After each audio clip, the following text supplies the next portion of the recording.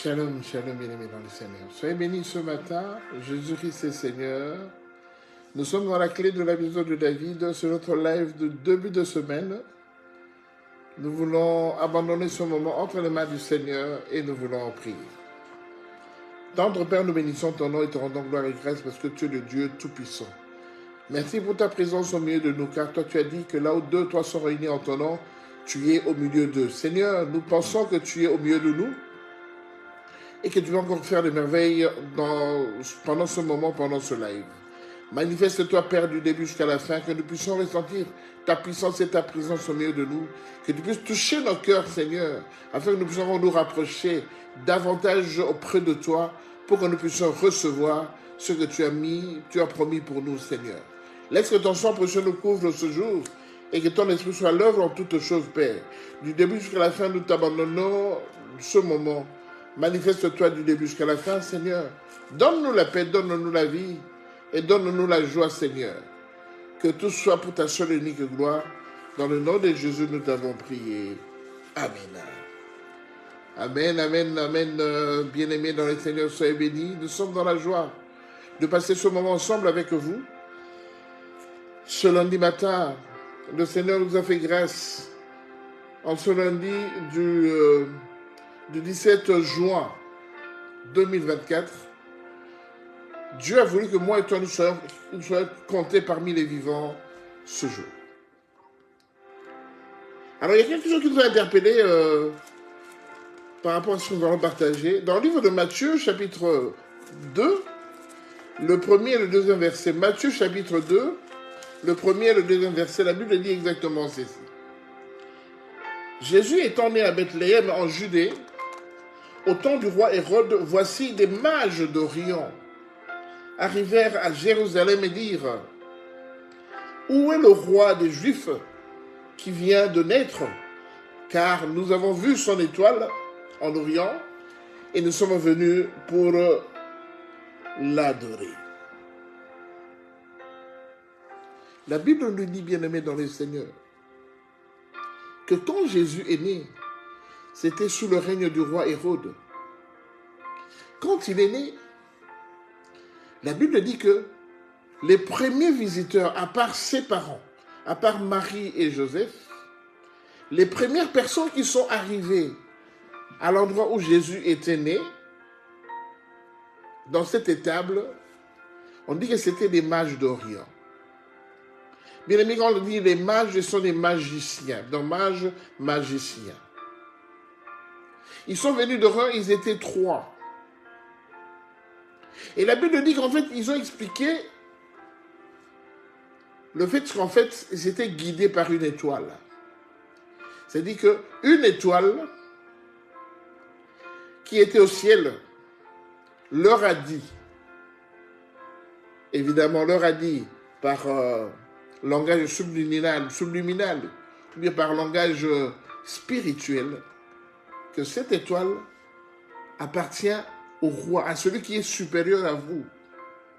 Alors, comme ils étaient curieux de voir, mais qui était supérieur à nous, parce que nous exercions nos activités spirituelles, et évidemment, ils avaient des collègues qui étaient également des spiritueux comme eux, mais il n'y avait pas de concurrence.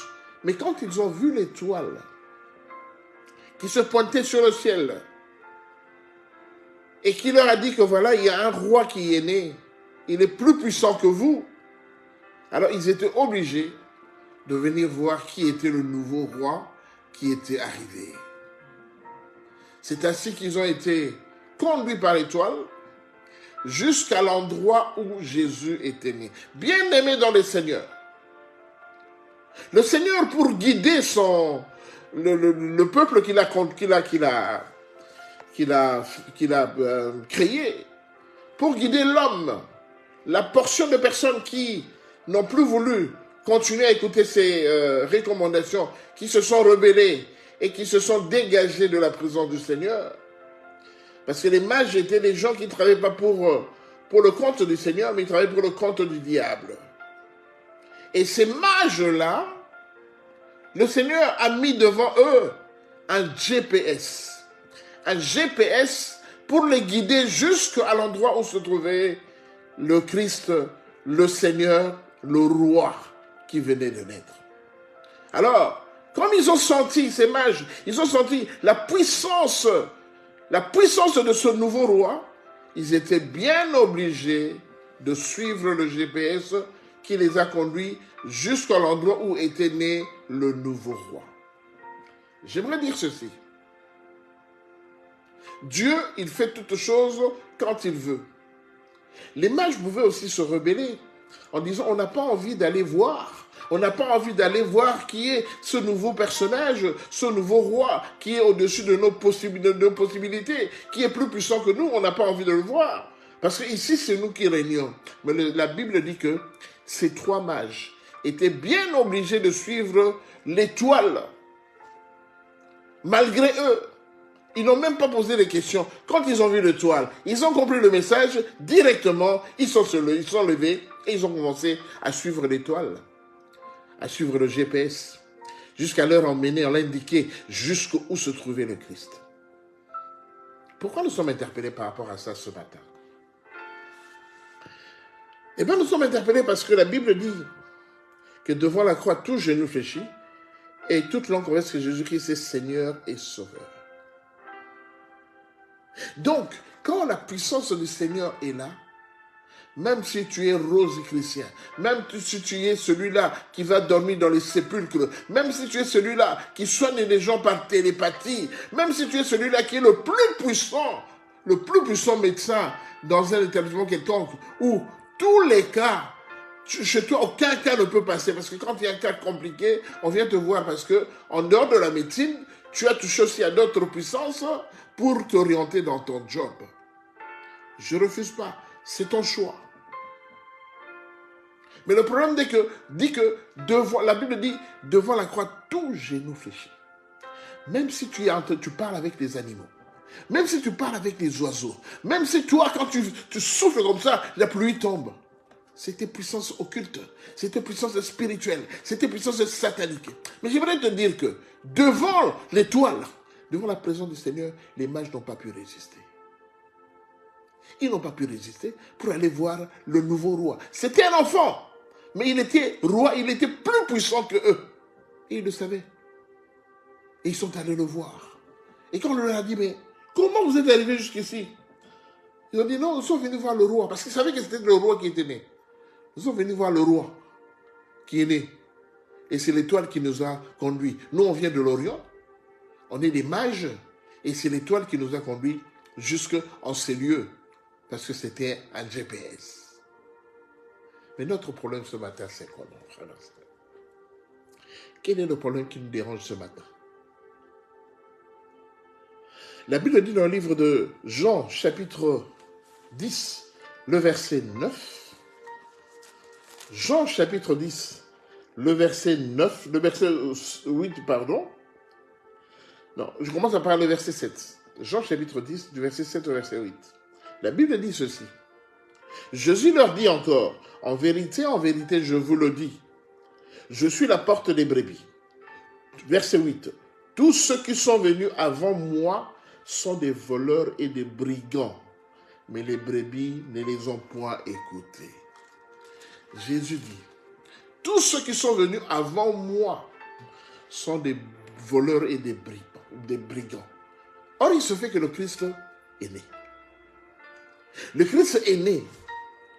Et les mages sont venus pour essayer de voir s'il était aussi puissant que eux.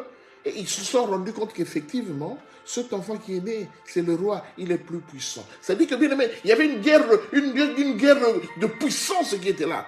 Quand ils sont arrivés à l'endroit où le Christ était né, et quand ils sont en train de le regarder, et comme ils ont reconnu que celui-là est supérieur à eux, ils lui ont apporté des cadeaux symboliques qu'on ne donnait pas à n'importe qui. Ils lui ont apporté la myrrhe, l'encens et le troisième cadeau qu'ils ont apporté au Seigneur. C'est des cadeaux qui étaient destinés à une puissance, à une autorité. Parce que si tu n'as pas d'autorité, bien aimé, on ne peut pas te donner ce genre de cadeau. Alors, ils ont vu le Seigneur, ils sont venus l'adorer parce qu'ils se reconnaissaient qu'il est plus puissant que eux. Donc, ils leur ont apporté la myrrhe, l'encens et l'or. Donc, on donne ça à une autorité qu'on reconnaît que cette autorité est plus puissante que moi. Tu ne peux pas offrir de l'or, de la myrrhe, de l'encens à n'importe qui. C'était des cadeaux réservés au roi. Ils l'ont apporté et ils ont reconnu qu'ils étaient faibles. Ils étaient impuissants par rapport au roi qui venait de naître. Mais notre problème ce matin, c'est quoi? Il y a une question qui nous a été posée. Qui t'a vu en premier? Qui t'a vu le premier quand tu es arrivé dans ce monde? Qui t'a vu? Qui est venu te visiter en premier quand tu es arrivé dans ce monde? En d'autres termes, quand tu es né, qui est le premier? Qui sont les premières personnes à être venues te rendre visite? Parce que, bien aimé, quand l'enfant naît, bien aimé, il y a toujours une guerre. Quand une femme est enceinte, quand l'ennemi sait que la femme va accoucher, l'ennemi en veut à l'enfant qui doit naître. Nous connaissons l'histoire.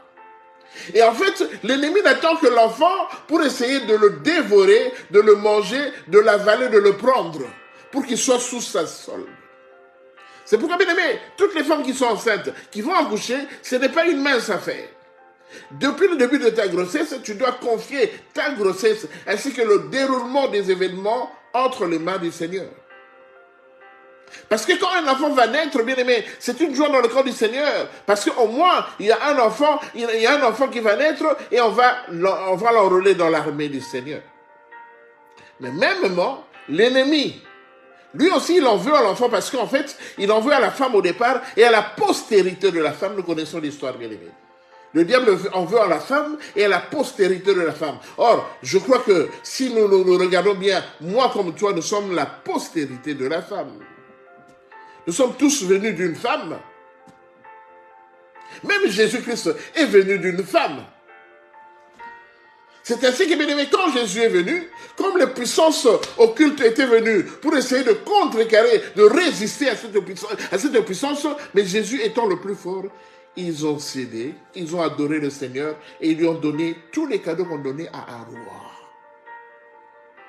Mais ce matin, mon problème, c'est de savoir, quand tu es né, il y a 15 ans, il y a 20 ans, il y a 30 ans, il y a 40 ans, il y a 50, il y a 60 ans, il y a 70 ans, quand tu es né, qui est venu en premier te rendre visite? Réfléchis un peu. Remets un peu tes souvenirs en place. Interroge un peu ton père, ta mère. Interroge tes frères et tes sœurs si les parents ne sont plus là. Interroge ton oncle. Qui était venu te voir en premier? Oh, la plupart de nous, nos parents ne priaient pas. La plupart de nous, nos parents n'étaient pas des chrétiens. Qui sont venus te rendre visite? Si ce n'est pas la grand-mère du quartier.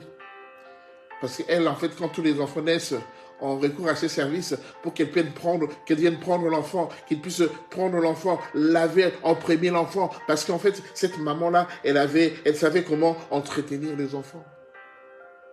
Mais cette maman-là n'était pas chrétienne. Qu'est-ce qu'elle t'a transmis quand elle t'a lavé?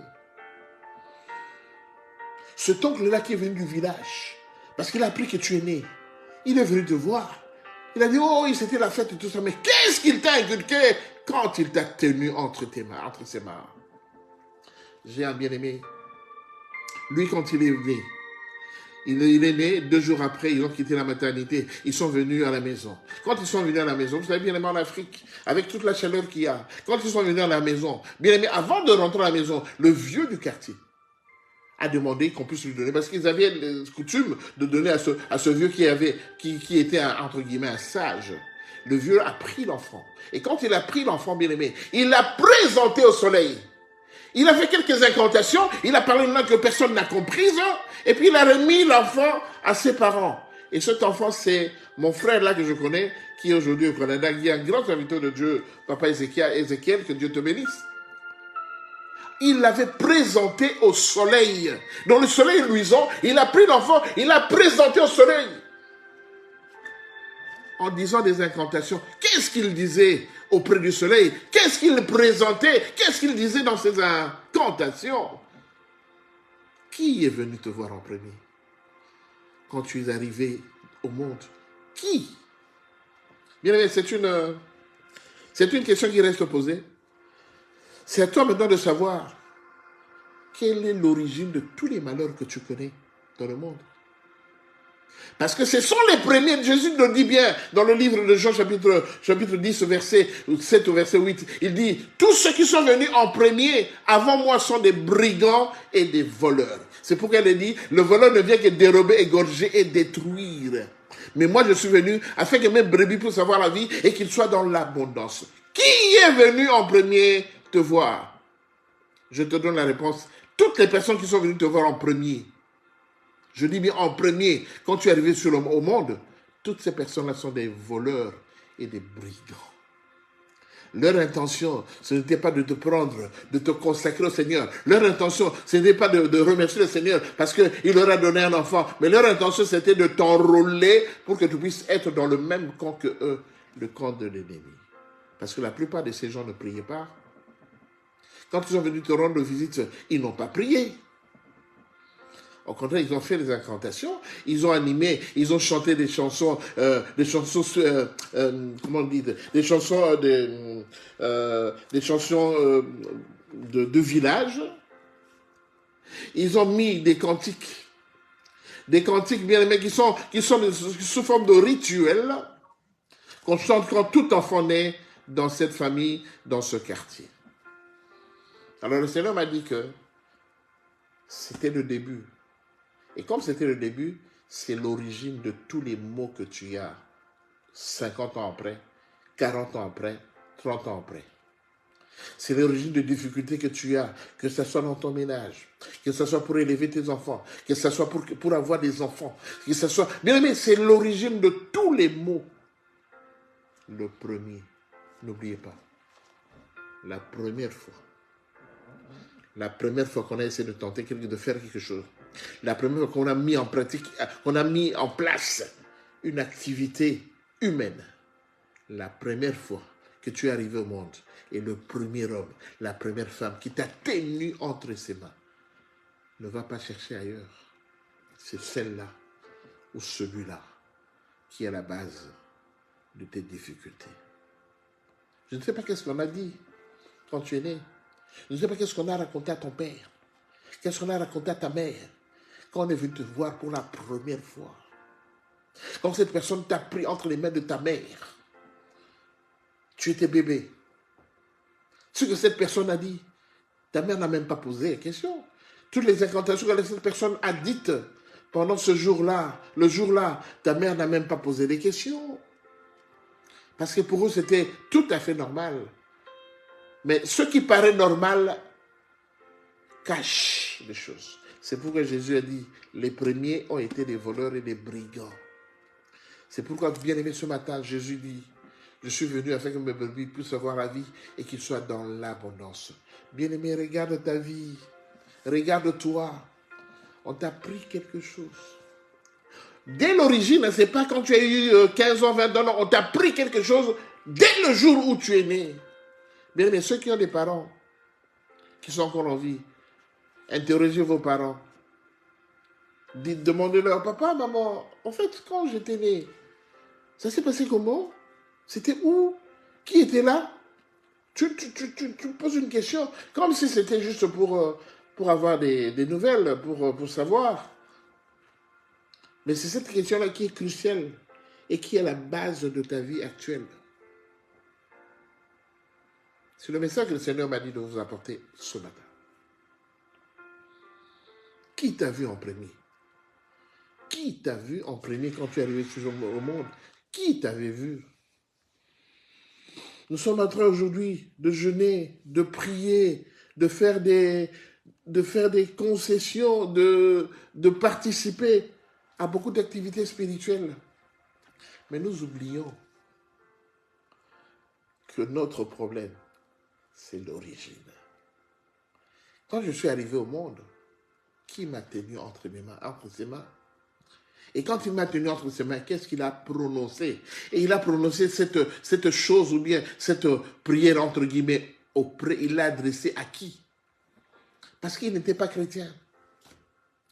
Tous les soirs, ils étaient dans le feu du camp. Tous les soirs, ils étaient dans le feu de la brousse. Tous les soirs, ils étaient en train de prier, d'invoquer les esprits pour que la nuit, que les gens dorment bien, que les enfants dorment bien, qu'il n'y ait pas des gens bizarres qui viennent déranger la vie des enfants, le sommeil des enfants. Et nos parents n'ont même pas posé les questions pour savoir qu'est-ce qu'il en était. Nos parents ne leur ont même pas demandé, mais qu'est-ce que vous avez fait? Qu'est-ce que vous avez dit? Qu'est-ce que vous avez dit pour mon enfant? Ils n'auront jamais posé la question. Jamais.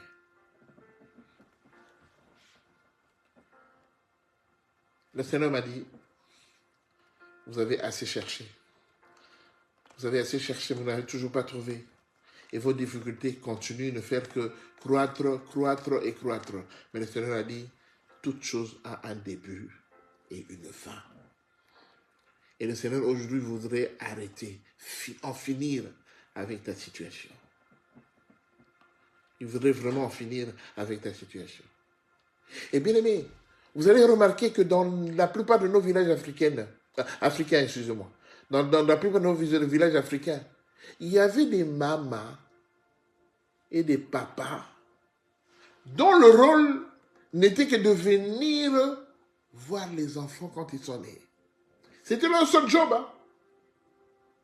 Il y avait certains papas qui avaient comme rôle d'aller seulement là, chaque fois qu'il y a un deuil, le papa là, il va arriver parmi les premiers. Et il va organiser le deuil d'une façon spectaculaire. Et tout le monde se confie à ce papa-là. Mais quelle puissance ce papa-là de tenir pour savoir bien gérer une veillée de deuil. Gérer le deuil quand il y avait le deuil dans le village. Pendant 1 semaine, 2 semaines, ce papa-là était en train de veiller et de gérer. Il était au four et au moulin, il préparait toutes choses. Personne n'a posé la question. Même nos parents n'auront jamais posé la question. Bien aimé, dans toutes choses, on est les enfants de Dieu. Il faut toujours se poser la question, pourquoi? Seigneur, pourquoi cette situation m'arrive? Seigneur, pourquoi je dois vivre cette situation? Seigneur, pourquoi je suis comme ça? Pourquoi? Il faut toujours se poser les questions. Parce que nous sommes des êtres spirituels. Nous sommes des êtres spirituels. Et quelqu'un qui est un homme spirituel, excusez-moi, nous sommes des hommes spirituels. Un homme spirituel doit toujours se demander pourquoi. Pourquoi je suis comme ça? Pourquoi cette situation m'arrive? Pourquoi? Tu as le droit de demander pourquoi. Parce que si tu ne demandes pas, comment tu sauras pas. Tu as le droit de demander pourquoi cette situation m'arrive. Parce que c'est le Seigneur. Donc bien aimé, nous voulions faire une prière par rapport à ça. Parce que cette chose est arrivée. Parce que le Seigneur nous a enseigné autre chose ce matin pour dire qui t'a vu en premier. Et ce sont ceux-là que nous avons vus en premier qui ont parlé, qui ont émis, qui ont envoyé des paroles. Et ces paroles ont été suspendues sur nous. Et ces paroles nous ont accompagnés toute notre vie. Aussi longtemps qu'on ne les détruira pas, ces paroles continueront à avoir de l'impact, de l'influence sur nous. Parce que vous savez, même quand le Seigneur a créé le monde, quand il a créé le ciel et la terre, la Bible dit que la terre était informe et vide et l'Esprit de Dieu se mouvait au-dessus des eaux. Donc l'Esprit de Dieu était toujours au-dessus des eaux. Donc il est toujours au-dessus des eaux, ça plane au-dessus des eaux. Les eaux sont en bas, mais l'Esprit de Dieu était en haut. Et ces paroles-là, ces incantations que ces personnes, les premières personnes à nous avoir vus quand nous sommes venus au monde, c'est qu'ils ont prononcé. Ces paroles sont restées suspendues au-dessus de nous. Donc, nous vivons, nous évoluons d'année en année, et ces paroles continuent c'est comme si à nous guider, comme un GPS, effectivement, à nous guider.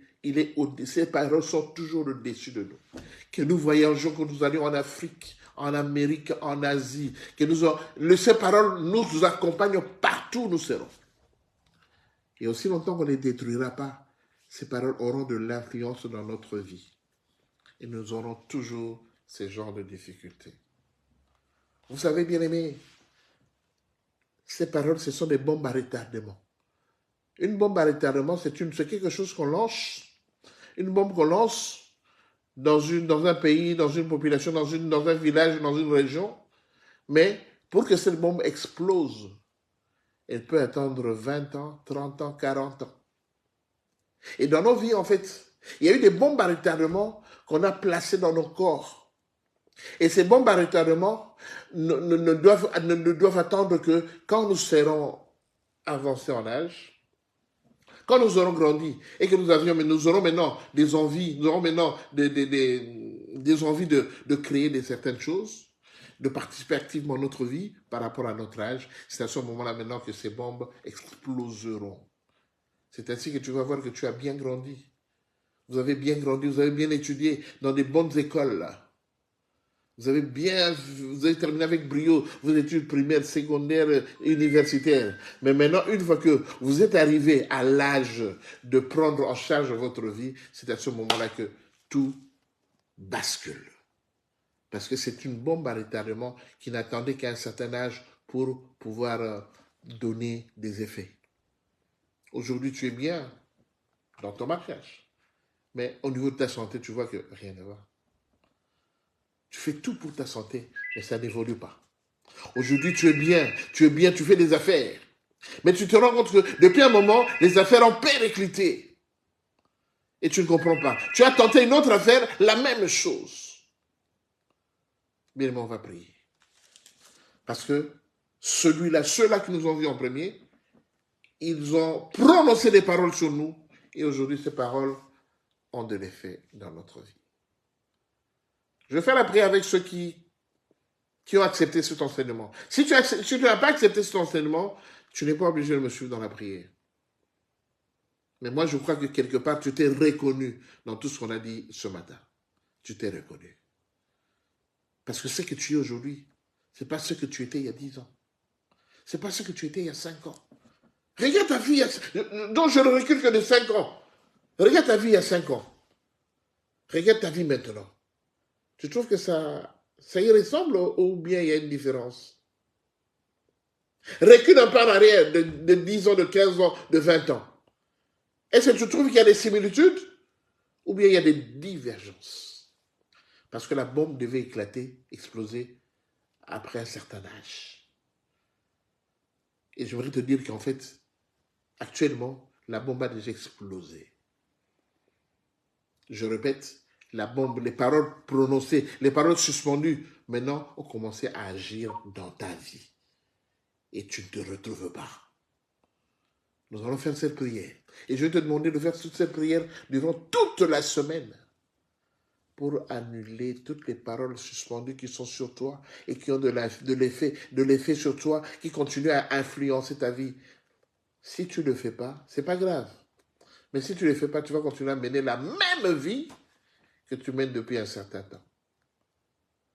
Et ça sera une vie de défaillance, de manquement.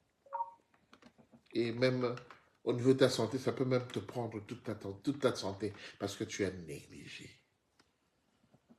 Que le Seigneur soit béni. Nous voulons prier. Là où tu es, remercie le Seigneur. Dis merci au Seigneur parce qu'il t'a parlé ce matin, franchement. Il t'a montré des choses que tu avais ignorées, des choses auxquelles tu ne pensais même pas, mais ces choses ont vraiment de l'influence dans ta vie. Élève ta voix à remercier le Seigneur. Papa, nous bénissons ton nom. Papa, nous te levons en dignité, en puissance, en magnificence, parce que tu es le Saint d'Israël, le Père. Qui est comme toi, qui est comparable à toi, Seigneur Jésus, toi qui donnes la vie, toi qui donnes la paix, Seigneur. Mon âme te bénit ce matin. Mon âme t'élève, Seigneur Jésus-Christ, parce que tu m'as parlé franchement, Père de gloire. Tu as touché le cœur de mon frère, tu as touché le cœur de ma soeur, afin qu'ils comprennent que, Père de gloire, dans ce monde, Père, tous ceux qui sont venus en premier, c'était que de voleurs et des brigands. Et tu l'as rappelé ce jour, Père de gloire, afin que nous comprenions que sans toi, Seigneur, notre vie est vouée à rien, Père. Mais je sais qu'avec toi, Seigneur, quelles que soient les difficultés, quels que soient les problèmes que nous aurons, Seigneur, tu es toujours là pour nous secourir, parce que jusque-là, tu es Ebenezer, tu nous as toujours secourus, Père de gloire. Même si les difficultés, les calamités nous traversons, mais tu es toujours avec nous, pour nous soutenir parce que tu t'appelles Ebenezer. Je te bénis, Seigneur. Je te rends gloire et grâce, Père, pour ton amour et pour ta grâce, cette grâce particulière que tu ne cesses de nous donner. Béni soit ton nom. Merci, Seigneur. Bien aimé, quand Jésus est né, ce sont les mages qui sont venus d'Orient, qui sont venus guidés par le GPS, qui était le Saint-Esprit, l'étoile que le Seigneur avait mis sur le ciel, qui les a guidés pour les mener jusqu'à l'endroit où se trouvait le nouveau roi. Ils étaient des mages, ils n'étaient pas des chrétiens, ils n'étaient pas des sacrificateurs, ils n'étaient pas des prophètes, ils n'étaient pas des serviteurs de Dieu, mais ils étaient des gens qui étaient en train de travailler pour le compte du diable. Mais comme notre Dieu est puissant, elle a voulu montrer au monde entier que lui maintenant, c'est lui qui va diriger toutes choses et que tout genou devant lui doit fléchir. C'est ainsi que, bien aimé, cette façon de guider les mages jusqu'à l'endroit où se trouvait le Seigneur Jésus, c'était une façon pour eux de le mettre à genoux devant le Seigneur, parce qu'ils sont venus pour l'adorer et lui apporter les mets, les présents qu'on donnait seulement au roi. Nous voulons prier maintenant. Bien aimé, c'est de te souvenir qui est venu te voir quand tu es né. Qui est venu en premier te voir quand tu es né? Bien aimé, je sais que cette personne ou ces personnes n'avaient pas des intentions bienveillantes. Peut-être qu'ils les avaient dans le cadre de la communauté, mais en fait, par rapport à ta spiritualité, ces gens-là n'ont pas voulu t'emmener, te conduire vers le bon Jésus, parce que eux-mêmes, ils n'avaient pas le bon Jésus avec eux. Voilà pourquoi, bien aimé, maintenant, nous allons prier, nous allons demander au Seigneur, Seigneur, réveille ma mémoire. Réveille ma mémoire, montre-moi, Seigneur, qui était là quand je suis arrivé au monde. Qui sont les premiers venus à être venus me rendre visite? Seigneur, montre-les-moi, afin que je puisse rechercher à obtenir cette grâce, parce que ces gens-là ont fait des choses dans ma vie. Consciemment ou inconsciemment, ils ont dû faire des choses dans ma vie. Voilà pourquoi, Seigneur, aujourd'hui, je me tourne vers toi et lève ta voix. Demande au Seigneur de te montrer, de te rappeler, de te réveiller ta mémoire pour que tu vois qui était là quand tu es né. Élève ta voix, prie au nom de Jésus. Béni soit ton nom le Tout-Puissant. Béni soit ton nom le Saint d'Israël, Papa. Seigneur, ce matin, je viens abandonner mon frère en Sainte et Divine, ma Père, gloire. Que tu puisses encore prendre en charge de ma soeur, afin que tu puisses chercher qui était là en premier quand il est arrivé au monde. Seigneur, tu es ce Dieu-là qui montre des choses qui sont cachées. Parce que 1000 ans pour toi, c'est comme un jour. Seigneur, quelque chose, soit les choses qui sont passées il y a 40, 50, 60 ans, 20 ans, 30 ans, toi tu es capable de nous les remémorer, de nous les révéler parce que tu es le Dieu qui connaît toutes choses, Père.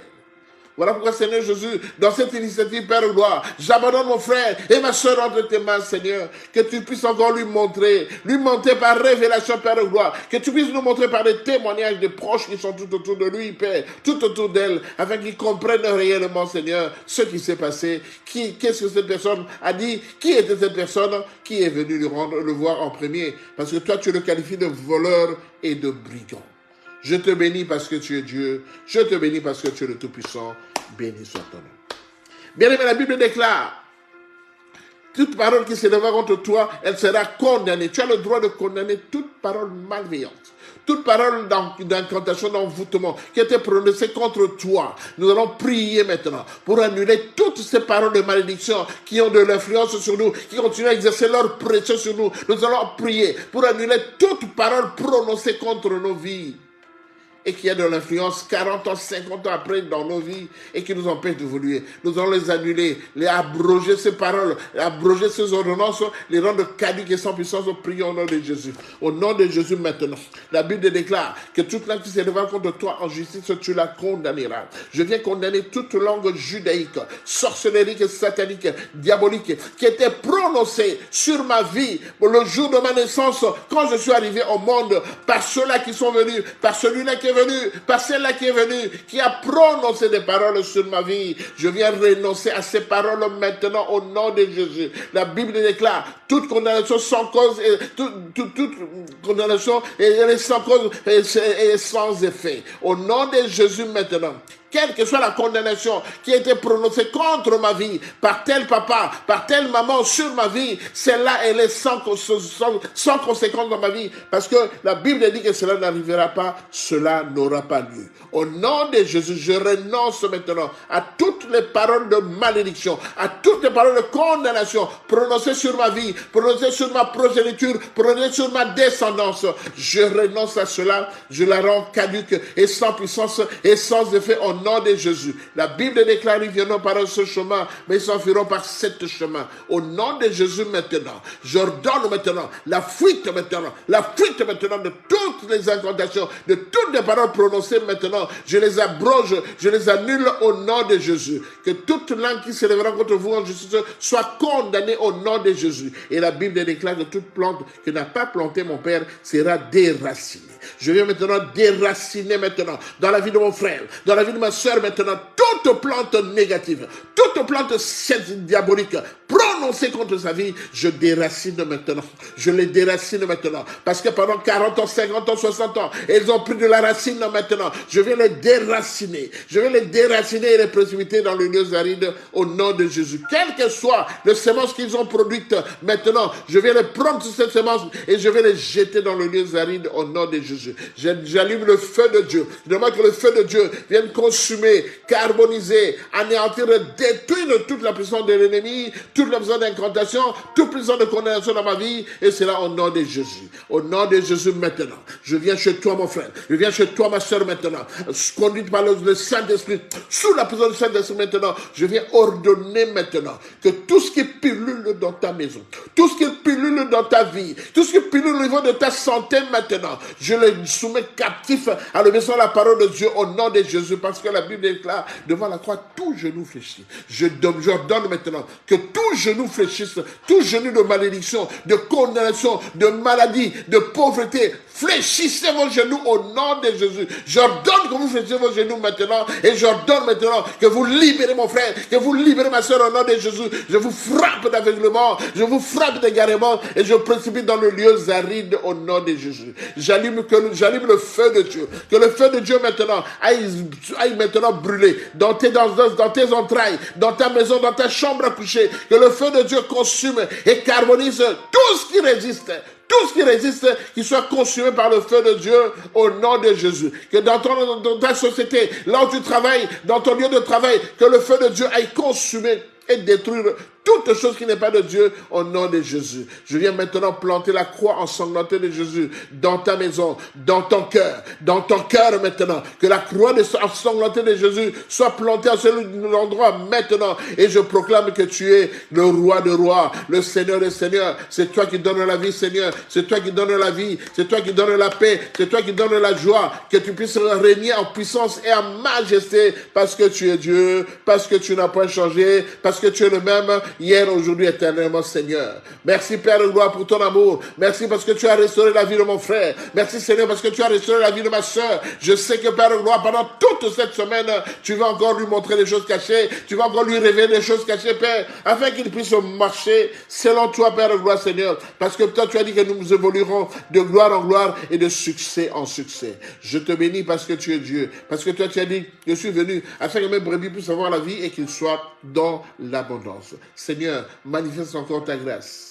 Manifeste encore ton amour, Père de gloire, afin que cette prière ne soit pas lettre morte, mais que c'est là une prière qui agisse puissamment et que cela puisse encore nous apporter transformation auprès de nos bien-aimés, Père, afin que le monde sache que tu nous as transformés, le monde sache que tu as transformé mon frère et ma soeur et qu'il est maintenant visible. Lui qui n'était pas visible, elle qui n'était pas visible, maintenant il est visible, elle est visible parce que tu es le Dieu Tout-Puissant. Je te bénis pour ton amour, je te bénis pour cette révélation. Saint-Esprit de Dieu, manifeste-toi encore. Saint-Esprit de Dieu, assiste-nous. Que cette semaine soit pour toi l'esprit de paix, l'esprit de joie, manifeste-toi. Je plaide de ton sang, précieux Père, qui a coulé au mont Golgotha, car la Bible déclare prise de tout après la loi est purifiée par le sang. Que le sang de Jésus vienne encore nous laver, nous nettoyer, pour nous rendre comme à l'état du jardin d'Éden. Seigneur, je te bénis parce que tu es Dieu. Je te bénis parce que tu es le Tout-Puissant. Reçois l'honneur, Jésus. Reçois la gloire, la puissance et la magnificence.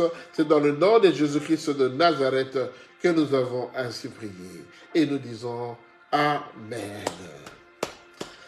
Amen, amen, amen, bien-aimé dans le Seigneur. Faites cette prière toute la semaine. Faites cette prière toute la semaine jusqu'à ce qu'on se revoie le vendredi prochain. Mais faites cette prière toute la semaine. Mettez Dieu à l'épreuve. Mettez Dieu à l'épreuve et vous verrez ce qu'il accomplira dans vos vies. Bien-aimés, ne lâchez pas, ne lâchez pas. Parce que ceux qui sont venus en premier, ils ont pris une bonne partie de notre vie. Ils nous ont condamnés à des choses, ils nous ont condamnés à l'esclavagisme sans pour autant que nous puissions nous en rendre compte.